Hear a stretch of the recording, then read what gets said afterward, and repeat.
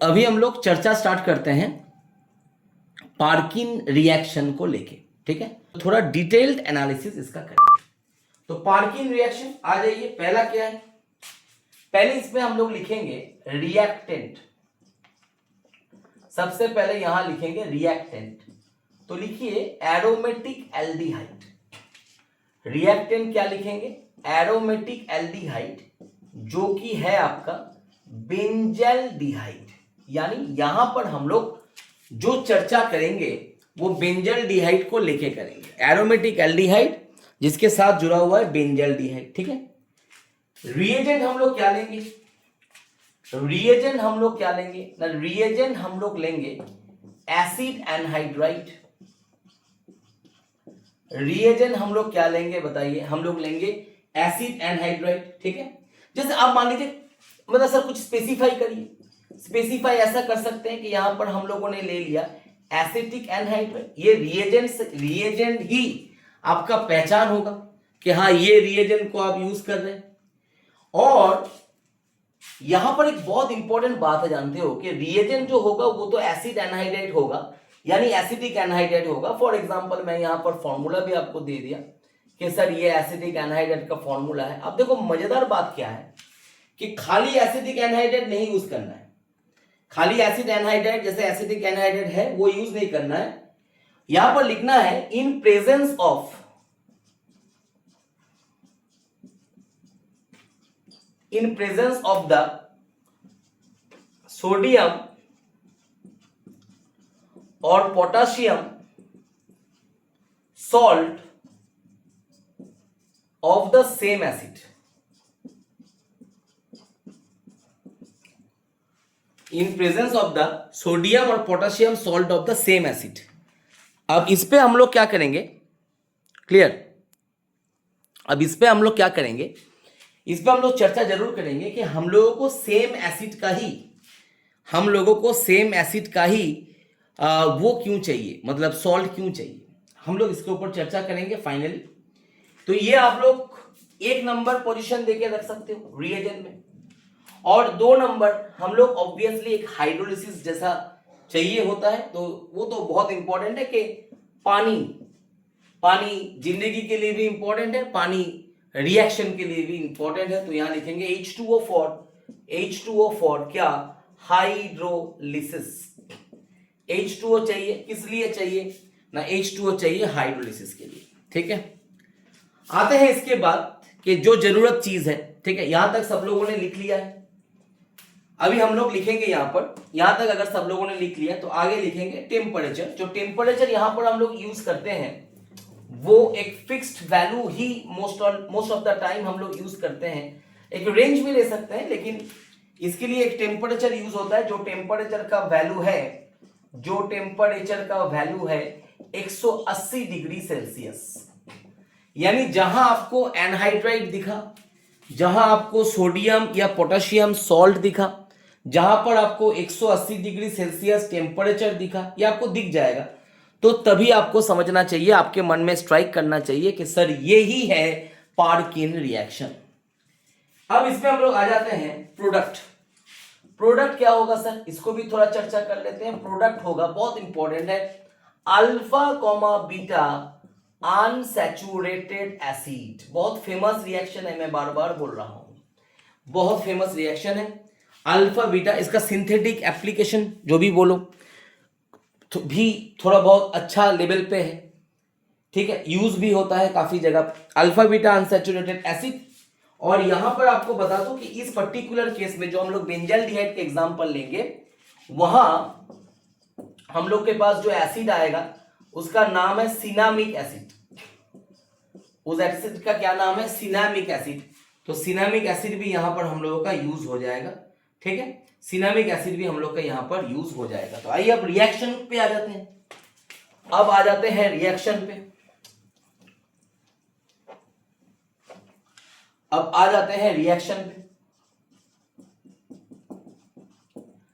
तो रिएक्शन क्या होगा, बेसिक फॉर्मेट क्या होना चाहिए रिएक्शन का, तो जो चाहिए हमको लिख लीजिए, aldehyde PHCH plus CH3 CO होल 2O, CH3 COONA 180 degree Celsius, 180 degree Celsius, ठीक है, ये हमने डाल दिया। आप इसको एक नंबर देके लिख सकते हो, जैसे मैंने रिएजन में बताया था, तो पहला रिएजन ये है, और लास्ट स्टेप में तो हम लोग इसको हाइड्रोलिसिस करेंगे ही। तो 2 नंबर में आ जाएगा H2O, प्रोडक्ट आ जाएगा PHCH डबल CH COOH, तो इसका नाम हो जाएगा सिनामिक एसिड, इसका नाम हो जाएगा, बोलिए, सिनामिक एसिड, ठीक है। साथ में जो एसिड यहां बनेगा वो है CH3COOH, यानी इसका जो करेस्पॉन्डिंग एसिड है, यानी ये एनहाइड्राइड जिस एसिड से आया है, ये एनहाइड्राइड जिस एसिड से आया है, उस एसिड का नाम है CH3COOH, यानी एसिटिक एसिड। तो हाँ सर, वो भी साथ में आएगा, वो भी साथ में आएगा, ठीक है, करेक्ट हो गया। तो ये हो गया आपका पहला सिंपल सा, अगर मैं इसका मेथड बताऊं तो ये मेथड होता है नॉर्मली। लेकिन जानते हो यहां पर जब यही क्वेश्चन को अगर हम लोग थोड़ा एडवांस लेवल पे सोचेंगे, यही क्वेश्चन को अगर हम लोग उस लेवल पे सोचेंगे कि जरूरी तो है नहीं कि हमेशा बेंजल्डिहाइड से ही क्वेश्चन आ जाए। क्या ये जरूरी है कि हमेशा बेंजल्डिहाइड से भी क्वेश्चन आ जाए? क्या बेंजल्डिहाइड छोड़ के दुनिया में और कोई एरोमेटिक एल्डिहाइड नहीं है? तो नहीं सर, ऐसा तो नहीं होना चाहिए। और ऐसा भी कोई गारंटी है क्या कि दुनिया में एसिटिक एसिड छोड़ के कोई और एसिड नहीं है, यानी एसिटिक एनहाइड्राइड छोड़ के और कोई एनहाइड्राइड नहीं है? नहीं सर, ये भी गारंटी नहीं है। गारंटी क्या मतलब? ये है ही नहीं, ये सच्चाई है ही नहीं, ये झूठ है। दुनिया में करोड़ों एसिड है। तो हम लोग के पास एक कॉन्सेप्ट हो जाना चाहिए, क्योंकि हम लोग अभी तो मैकेनिज्म करेंगे, लेकिन जरूरी नहीं है कि रिएक्शन में हमेशा हम लोग मैकेनिज्म करें, क्योंकि हमारे पास कॉन्सेप्ट उस लेवल पे होना चाहिए कि जैसे ही एग्जाम में क्वेश्चन पेपर हमको दिखा, क्वेश्चन हमको दिखा, तो मैं उसको मतलब नॉर्मल मेथड से भी कर सकता हूं, वहां पर मेरे को रिएक्शन मैकेनिज्म ड्रॉ करने का जरूरत ना पड़े। तो मैं आपको टेक्निक सिखाता हूं इसके लिए, जो टेक्निक आप सोच लो कि बहुत इंपॉर्टेंट है। तो मैं इसको ऐसे लिख सकता हूं कि जनरल फॉर्म, मैं यहां लिख सकता हूं जनरल फॉर्म। तो जनरल फॉर्म क्या होगा? तो आप एक एरोमेटिक एल्डिहाइड ले लीजिए, जैसे ArCHO हो जाएगा, प्लस यहां डाल दीजिए RCH2CO, यहां डाल दीजिए RCH2CO, यहां डाल दीजिए RCH2CO, यहां डाल दीजिए RCH2CO। What is RCH2CO? RCH2COO वो है कि अगर इसका करेस्पॉन्डिंग जो एसिड होगा वो होगा RCH2COOH। आप समझ रहे हो बात को? ये क्या है? ये एनहाइड्राइड ही है, तो यही तो है एसिड एनहाइड्राइड। कौन सा एसिड यहां तो स्पेसिफाई नहीं किए, कुछ भी हो सकता है। ये कौन है? ये है एरोमेटिक एल्डिहाइड।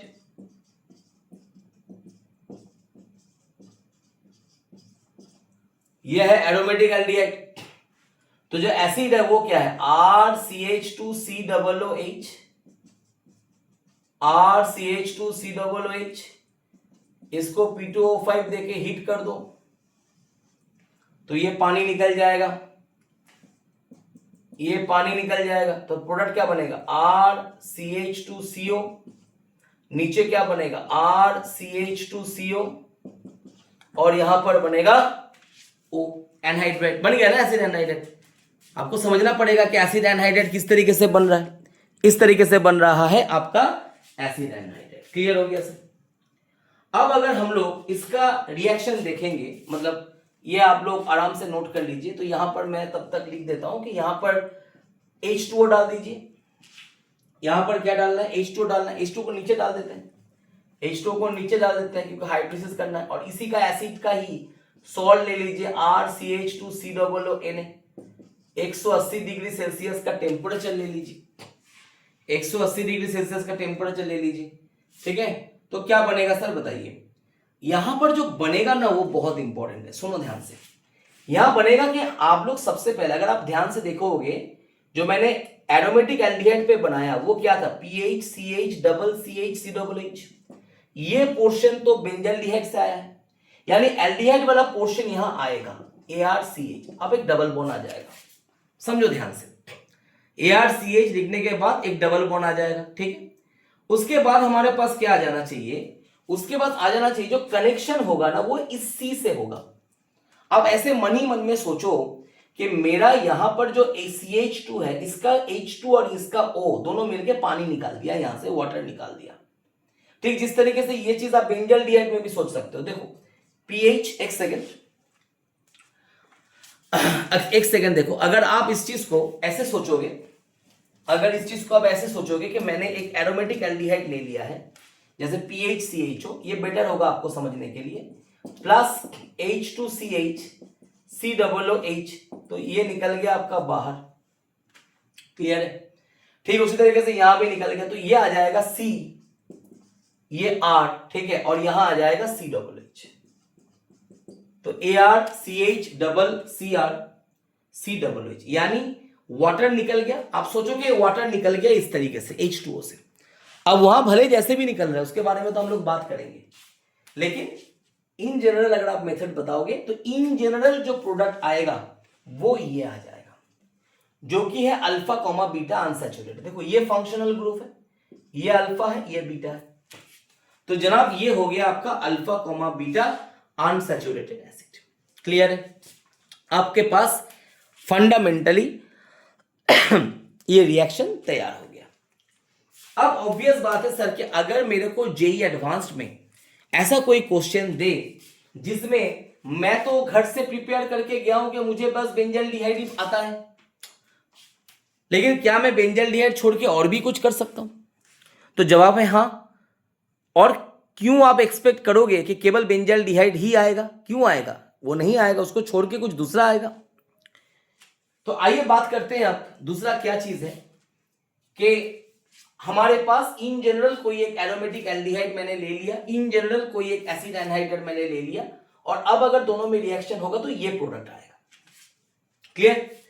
तो हम लोग मोटा मोटी एग्जाम रेडी हो गए कि एग्जाम में कोई भी एल्डिहाइड से सवाल पूछे, कोई भी जगह से सवाल पूछे, हम लोग बना लेंगे। आइए अब हम लोग चर्चा करते हैं इसका मैकेनिज्म।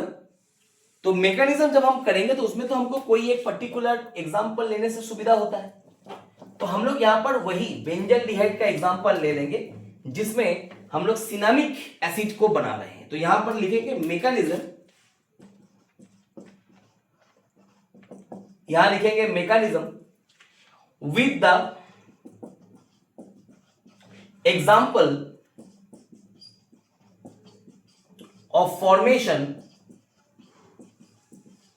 ऑफ सिनामिक एसिड, यानी जो सिनामिक एसिड बन रहा है उसी के एग्जांपल से ये हो रहा है। ठीक है, ध्यान से देखिए सर, बहुत बहुत इंपॉर्टेंट है। सबसे पहले आपको एक स्टेप पे जाना पड़ेगा जो कि है हमारा पहला स्टेप। हम लोग लैंग्वेज ज्यादा यहां पर लिखेंगे नहीं, हम लोग केवल इसका फॉर्मेट जो है उसको देखेंगे ध्यान से। तो यहां पर ले लीजिए CH3COO माइनस।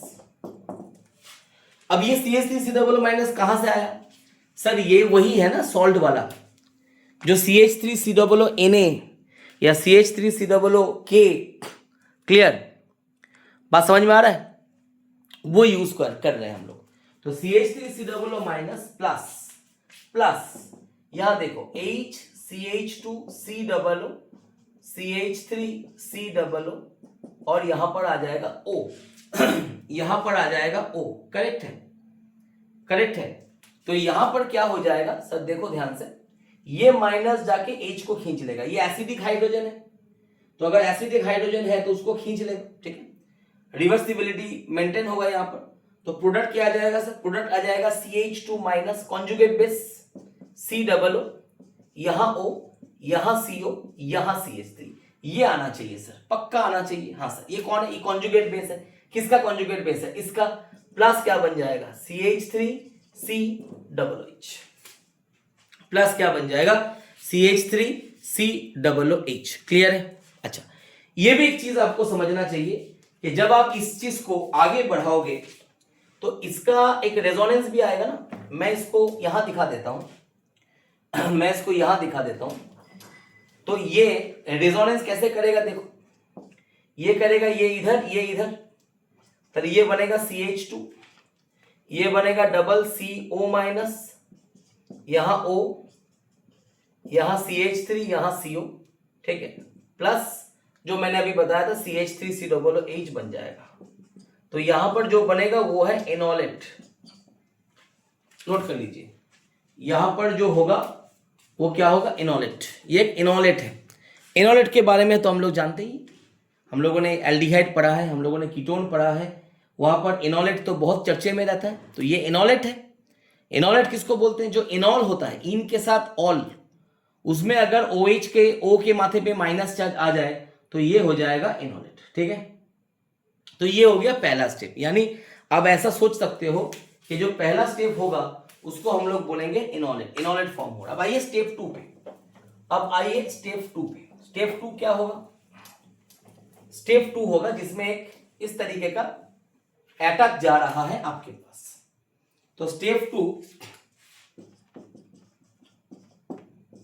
यहां पर आप ले लीजिए PH CHO, यानी ये क्या है, बेंजल डिहाइड है। ठीक है, और यहां पर अगर हम वही एनोलेट को ले लेते हैं CH2CCO-, ये स्टेबल फॉर्म है क्योंकि O के माथे पे एक नेगेटिव चार्ज है। ठीक है, स्टेबल फॉर्म है। हालांकि carbon oxygen bond thermodynamically stable होता है, डबल बॉन्ड, लेकिन ये एक स्टेबल फॉर्म है।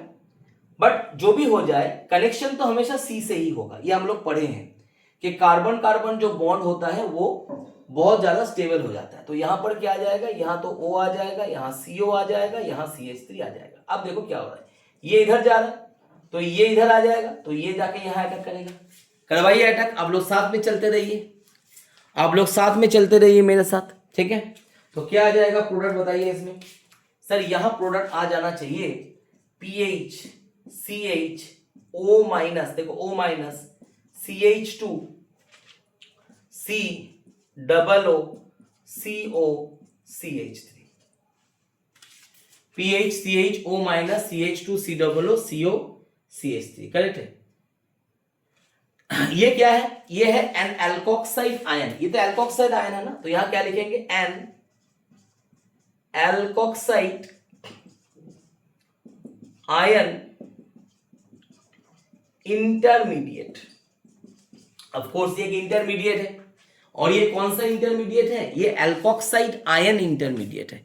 यानी यहां पर एल्कोक्साइड आयन बन रहा है, यहां पर एल्कोक्साइड आयन जो है वो बन रहा है आपका, एल्कोक्साइड आयन इंटरमीडिएट है, ये एल्कोक्साइड आयन इंटरमीडिएट है। ठीक है, समझ में सबको आ रहा होगा मेरे हिसाब से।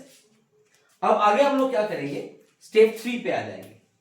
स्टेप 3 जो है ये बहुत इंपॉर्टेंट है, मैं इसका थोड़ा हेडिंग भी डाल दूंगा। स्टेप 3 को हम लोग बोलते हैं इंट्रामोलिक्यूलर साइक्लाइजेशन। तो लिखिए आप लोग, स्टेप 3 जो होगा वो होगा इंट्रामोलिक्यूलर, इसका एक हेडिंग डाल दीजिए स्टेप 3 का। तो स्टेप 3 को हम लोग बोलेंगे इंट्रा मॉलिक्यूलर साइक्लाइजेशन, है कि नहीं, इंट्रामोलिक्यूलर साइक्लाइजेशन। ठीक है, या ऐसे भी आप लिख सकते हो, थोड़ा बड़ा करके आप लोग लिख लो कि intramolecular cyclisation takes place between the alkoxy oxygen and carbonyl carbon of acetyl group.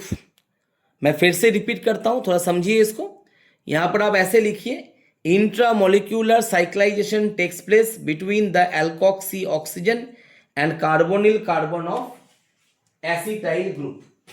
वो कैसा है देखो, तो यहां रह गया आपका PH, यहां रह गया आपका CH, यहां रह गया आपका O-, ठीक है, यहां आ गया आपका CH2, यहां आ गया आपका CO, यहां आ गया आपका O, यहां आ गया CO, यहां आ गया CH3।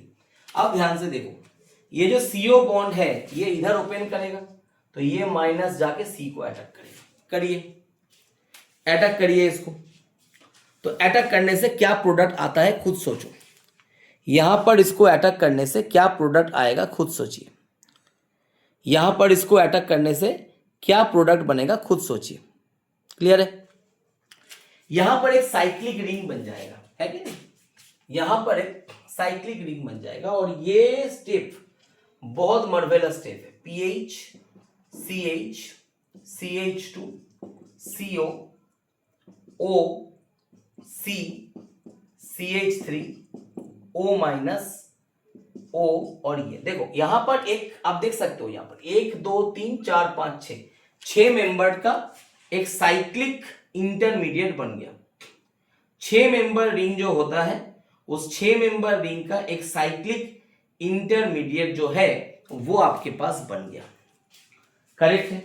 और आप जानते हो कि ऐसे चीजें बहुत ज्यादा फेवरेबल होता है जब भी आप एक इंटरमीडिएट बनाते हो जो कि 6 मेंबर का होता है। जैसे 6 मेंबर का साइक्लिक ट्रांजिशन स्टेट हो गया, 6 मेंबर का कुछ भी इंटरमीडिएट हो गया, तो ये सब आपके लिए बहुत ज़्यादा इम्पॉर्टेंट होता है। ये बहुत ज़्यादा इम्पॉर्टेंट होता है। ठीक है, समझ में आया बात। आइए अब इसमें स्टेप 4 में हम लोग देखेंगे, जो स्टेप 4 में हम लोग opening of the cyclic intermediate का बात करेंगे। जो अभी साइक्लिक इंटरमीडिएट बना है अब इसको ओपन करना है, ये खुलेगा। ठीक है, तो स्टेप 4 जो है इसमें हम लोग लिखेंगे कि it is the opening of the cyclic intermediate. ठीक है, यहां लिखेंगे स्टेप 4, यहां लिखेंगे opening of the cyclic, opening of the cyclic intermediate, है कि नहीं। अब जो ये ओपनिंग है ये साइक्लिक इंटरमीडिएट का ओपनिंग हो रहा है। जब ये साइक्लिक इंटरमीडिएट का ओपनिंग हो रहा है तो भाई आपको बता दें कि इसका दो रास्ता होता है, दो तरीके से ये हो सकता है। हम लोग दो तरीके से भी कर सकते हैं या हम लोग चाहे तो कोई पर्टिकुलर एक तरीके से भी कर सकते हैं। तो मैं पहले एक तरीका ही दिखाता हूं अभी फिलहाल आपको कि किस तरीके से ये ओपन होगा। तो आपके पास क्या है, देखिए pH, इसी को मैं फिर से लिख रहा हूं।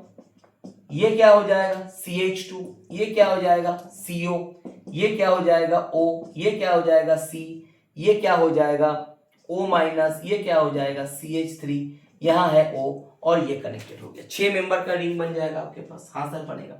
अब देखो जो ऑब्वियस है इसको मैं हटा दूं ताकि कंफ्यूजन ना हो। ठीक है, तो जैसे ही ये वाला बॉन्ड इधर आएगा, अच्छा सर मैकेनिज्म क्यों जरूरत है, क्योंकि अगर आप लास्ट 4-5 साल का क्वेश्चन देखोगे उसमें आपको दिख जाएगा कि कोई एक ईयर, कोई एक कॉम्पिटिटिव में पूछा गया है कि what is the intermediate in this reaction. अगर आप हाँ सही बात है कि उतना अगर रट लोगे तो ठीक है, लेकिन फिर भी कहीं ना कहीं मैकेनिज्म जानना जरूरी है। एटलीस्ट जो लोग ये सोचते हो कि मैं खाली बोर्ड लेवल निकल जाऊं पढ़ के, तो बोर्ड लेवल के लिए ठीक है ना, बस रिएक्शन याद कर लो। मैकेनिज्म वाला पार्ट मैं करवा रहा हूं, आप छोड़ दो उसको। आपको लग रहा है कि मैकेनिज्म वाला पार्ट जो है सर ये तो बहुत भारी है, बहुत भारी हो रहा है, दिमाग से निकल रहा है, तो कोई बात नहीं, छोड़ दीजिए इसको। फिर क्या होगा बोलो, जैसे ही ये वाला बॉन्ड इधर जाएगा, आप सोचो ये इधर आना चाहिए, ऑक्सीजन इधर खुल जाएगा, तो प्रोडक्ट हो जाएगा PH CH।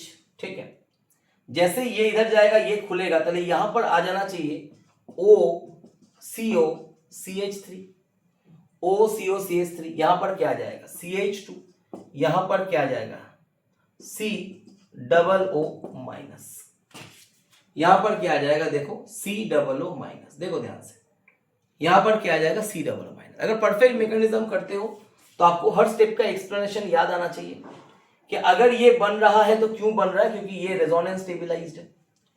ये अगर बन रहा है तो क्यों बन रहा है, क्योंकि ये रेजोनेंस स्टेबलाइज्ड है।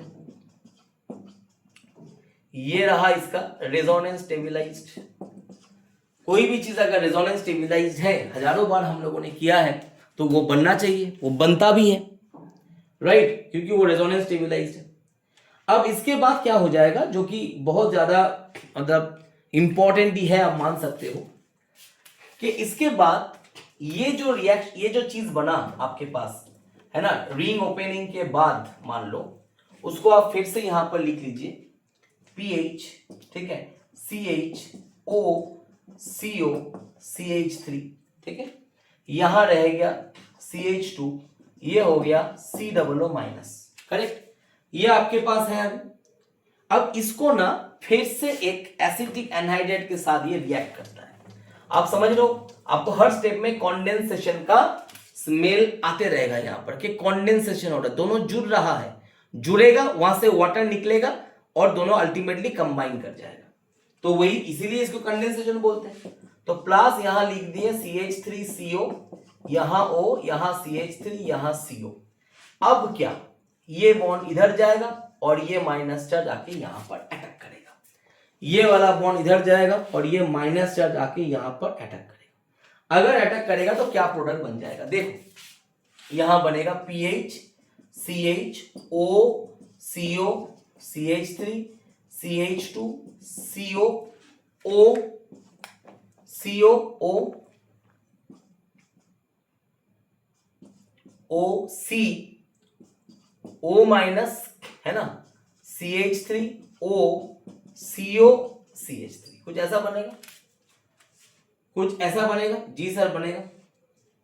अब क्या होगा, ये वाला बॉन्ड इधर जाएगा तो ये बाहर निकलेगा, OCO-CH3 क्या हो जाएगा, बाहर निकल जाएगा। क्यों निकलेगा, क्योंकि ये चीज एक गुड लिविंग ग्रुप है, ये एक अच्छा लिविंग ग्रुप है, this is a very good leaving group,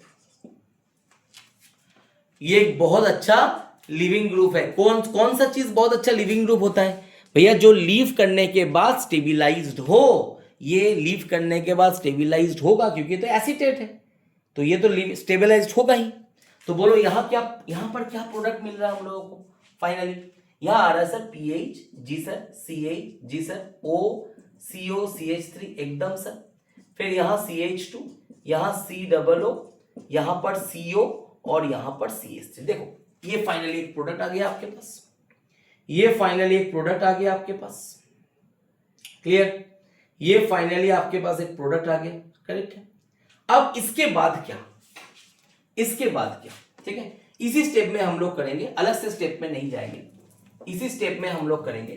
क्या करेंगे सर, देखो अगर आप लोगों ने सही से लिखा है, ठीक है, तो ये वाला आप ध्यान से देखो, जब मैं इसी चीज को यहां पर लिख रहा हूं PHCH, यहां पर है OCO-CH3 जी सर है, यहां पर है CH2, इसको मैं ऐसे लिखता हूं CHH।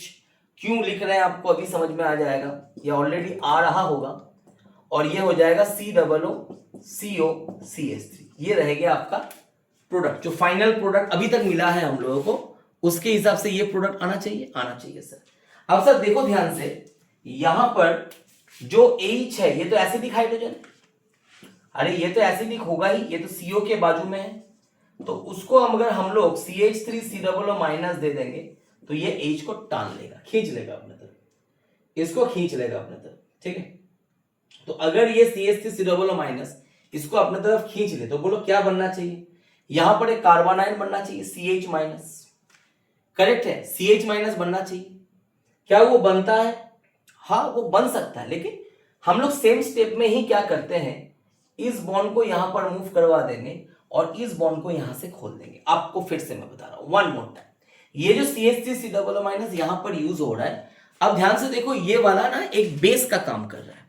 CH3 COO माइनस जाएगा, जाके क्या करेगा, H प्लस को निकालेगा तो यहाँ कार्बोनाइन बनेगा, वो जाके यहाँ धक्का मारेगा, फिर तो मतलब जैसा होता है ना E1CV जैसा, वैसा होगा। लेकिन कार्बोनाइन हम लोग डायरेक्टली शो नहीं कर सकते यहाँ पर, क्योंकि उसका बहुत ज्यादा एविडेंसेस नहीं है कि एग्जैक्टली कार्बोनाइन बनता है, वो आइसोलेबल भी है, उसको आइसोलेट कर सकते हैं, मतलब आइसोलेट कर सकते हैं उसको, तो ऐसा नहीं है वो, राइट। तो हम लोग सेम स्टेप में एक ही प्रोडक्ट को फाइनली देखते हैं, वो आता है PH CH, यहां डबल आ जाएगा, फिर ये आ जाएगा CH, ये आ जाएगा COO, ये आ जाएगा CO और ये जाएगा CH। आपको समझ में आ रहा है कि ऑलरेडी आपका कोड बन गया, ऑलरेडी आपका कोड बन गया, पक्का, हाँ सर बन गया। अब हम लोग चाहे तो हाइड्रोलिसिस स्टेप को भी दिखा सकते हैं, लेकिन वो थोड़ा लंबा हो जाएगा, तो इसके बाद हम लोग डायरेक्टली यहां पर, ठीक है, अगर हाइड्रोलिसिस कर दें यानी वाटर दे दें, तो अगर हम यहां पर वाटर दे देंगे यानी हाइड्रोलिसिस कर देंगे तो जनाब क्या बन जाएगा, PH CH double CH COOH। ये आपके पास होमवर्क रहेगा